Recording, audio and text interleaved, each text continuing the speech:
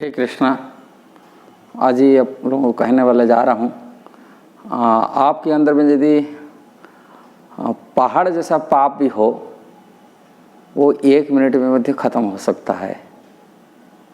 पहाड़ जैसा पापमय जीवन को मध्य भी 1 मिनट में खत्म हो जाएगा।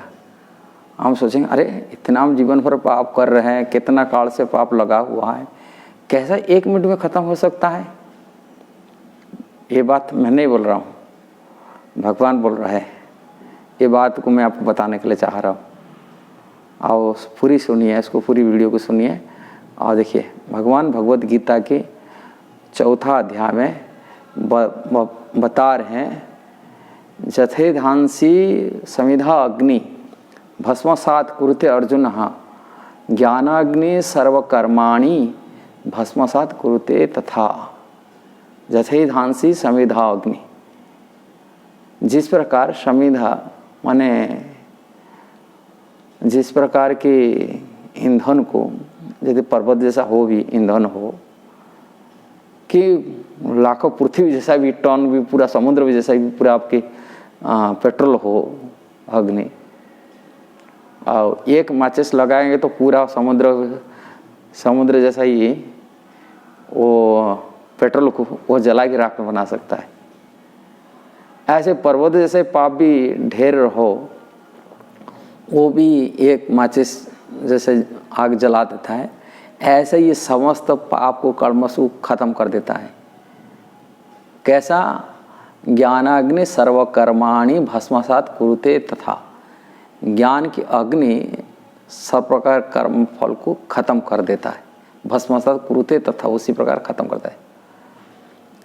इसके पहले भगवान बताते, अपिचत असि पापेभ्यो सर्वभ्यो पापकृतम। पापियों से भी कितना बड़ा पापी व्यक्ति क्यों न हो, किंतु सर्व ज्ञान प्लवे नैव वृजिन संतरी सस्य। सारी ये ज्ञान अग्नि माध्यम से वो संसार की पार कर सकता है। और अभी हम प्रश्न उठता है, ज्ञान क्या है? ये बात भगवत गीता में भगवान शुरू में बताते, ज्ञान के बारे में बता रहे हैं। 9 नंबर श्लोक में भगवत है, जन्म कर्म च दिव्यम जो वेति तत्वतः। ज्ञान जन्म कर्म च दिव्यम जो वेति तत्वतः त्यक्त्वा देह पुनर्जन्म नेति मामेति सो अर्जुना। इसका मतलब भगवान ही बोलते हैं, मेरा जो जन्म कर्म है वो दिव्य है। दिव्य मतलब अलौकिक, जो लोग ऐसा आचरण नहीं कर सकते।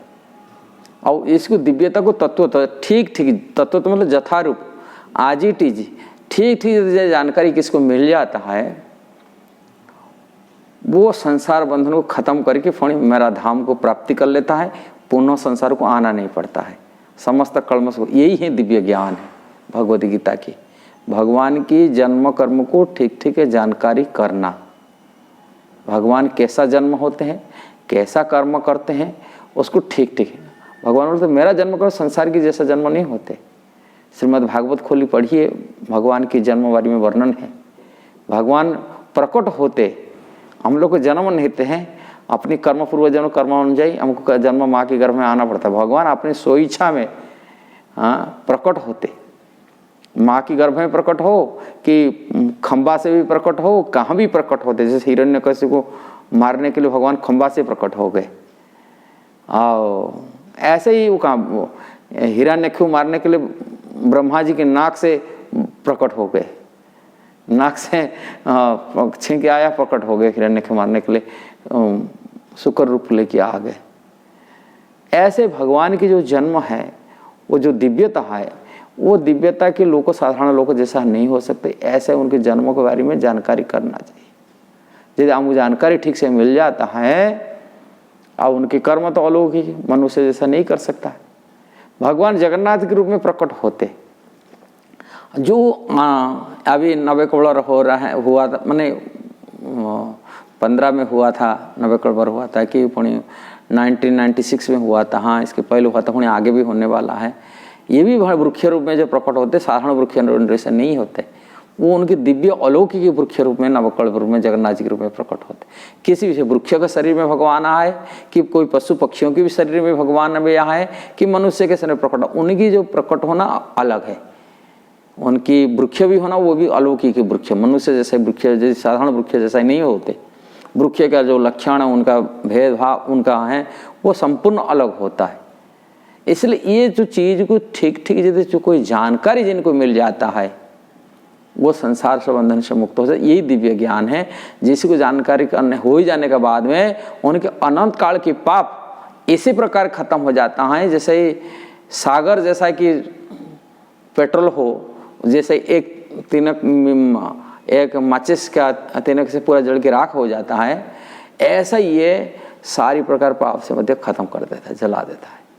केवल भगवान के जन्म के और कर्म के बारे में दिव्यता को जानकार लेना। इसलिए जानकारी कहाँ से मिलेगा, कैसा मिलेगा, शास्त्र में लिखा है, किंतु लोग पढ़ के उनको समझ में नहीं आते हैं। इसलिए शास्त्रों को पढ़ने के लिए जानकारी के प्रामाणिक टीचर के माध्यम से पढ़ना चाहिए, जो प्रामाणिक गुरु आचार्य परंपरा से शिक्षा प्राप्ति किया है। यदि हम प्रामाणिक गुरु प्रामाणिक शिक्षा से हम नहीं ग्रहण करेंगे, हमको गलत शिक्षा मिलेगा। इसलिए भगवान तथाकथित मनुष्य जैसा विचार कर लेंगे, मनुष्य जैसा ही ऐसा ही उनको विचार कर लेंगे। इसी कारण से उनके ज्ञान सुनने में, पढ़ने में, ज्ञान अर्जन करने से वो बेकार हो जाता है, निष्फल हो जाता है। इसलिए हमेशा वैष्णव गुरु से शिक्षा प्राप्ति करने के लिए शास्त्र में निर्देश दिया गया। अवैष्णव मुखद गिना पुत हरि कथामृतम, अवैष्णव मुख से हरि कथामृत, तो हरि कथा श्रवणम नहीं वो करते हो, सुनना नहीं है।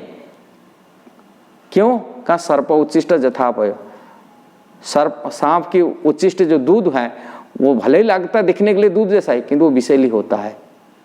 इस पर अवैष्णव मुख से कभी कथा नहीं सुनना चाहिए। हमेशा प्रामाणिक परंपरा आचार्यों से, जो वैष्णव परंपरा है, वैष्णव गुरु है, उनसे सुनना चाहिए, समझना है भगवान की जन्म कैसा दिव्यता है, अलौकिकता है। वो संसार लोग, संसार के जीव ऐसा नहीं हो सकता है। वो अलौकिकता जब हम ये ज्ञान अर्जन कर लेंगे, निश्चित तुरंत आमर समस्त कर्म वासना, सर्म कर्म बंधन और समस्त प्रकार पापमय जीवन से हम मुक्त हो जाएंगे। केवल भगवान की दिव्यता, उनका जन्म कर्म बारे में यदि हमको ठीक ठीक जानकारी हो जाए, अजानकारी हो जाएगा तो हम पहाड़ जैसा कि पाप को मध्य भी तुरंत जला के राख बना सकते। यदि आपको वीडियो अच्छा लगा जरूर शेयर करना, जरूर सब्सक्राइब करना। नेक्स्ट वीडियो के लिए जैसे भगवान के बारे में, आपको भगवत गीता के बारे में और अलग अलग जानकारी मिलता रहेगा। हरे कृष्णा, जय श्रील प्रभुपाद।